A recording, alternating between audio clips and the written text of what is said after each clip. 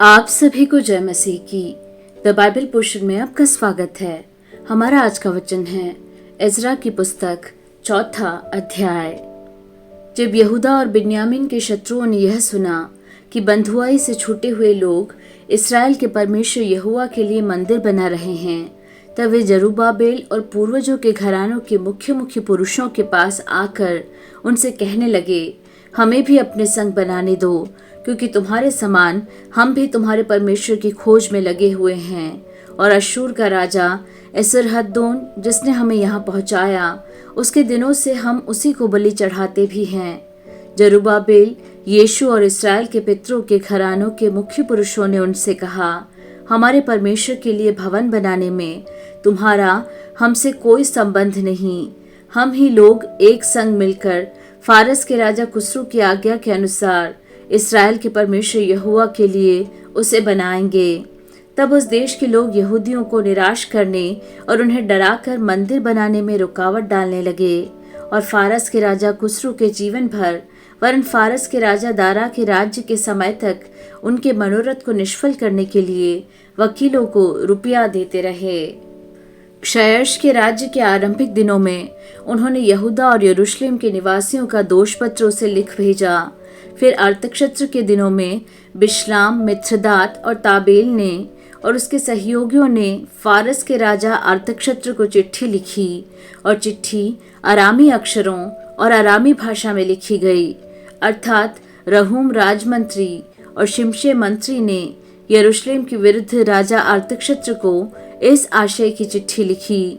उस समय रहूम राजमंत्री और शिमशे मंत्री और उनके अन्य सहयोगियों ने अर्थात दीनी, अपरसतकी, तर्पली, अफारसी, एरेकी, बाबेली, शूशनी, देहवी, एलामी आदि जातियों ने, जिन्हें महान और प्रधान ओसनप्पर ने पार ले आकर शोमरोन नगर में और महानद के इस पार के शेष देश में बसाया था, एक चिट्ठी लिखी।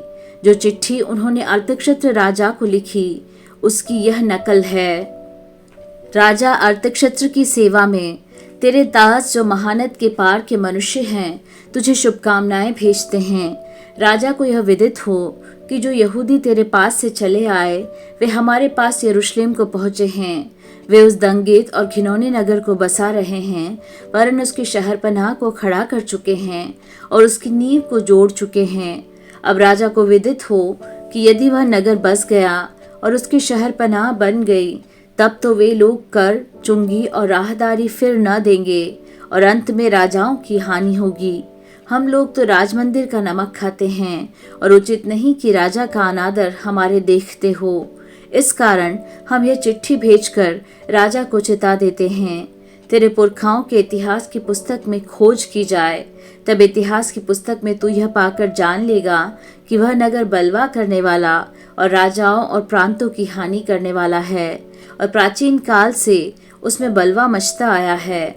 इसी कारण वह नगर नष्ट भी किया गया था। हम राजा को निश्चय करा देते हैं कि यदि वह नगर बसाया जाए और उसकी शहरपनाह बन चुके, तब इसके कारण महानद के इस पार तेरा कोई भाग न रह जाएगा। तब राजा ने रहूम राजमंत्री और शिमशे मंत्री और शोमरोन और महानद के इस पार रहने वाले उनके अन्य सहयोगियों के पास यह उत्तर भेजा, कुशल हो। जो चिट्ठी तुम लोगों ने हमारे पास भेजी, वह मेरे सामने पढ़कर साफ साफ सुनाई गई। मेरी आज्ञा से खोज किए जाने पर जान पड़ा है कि वह नगर प्राचीन काल से राजाओं के विरुद्ध सिर उठाता आया है और उसमें दंगा और बलवा होता आया है।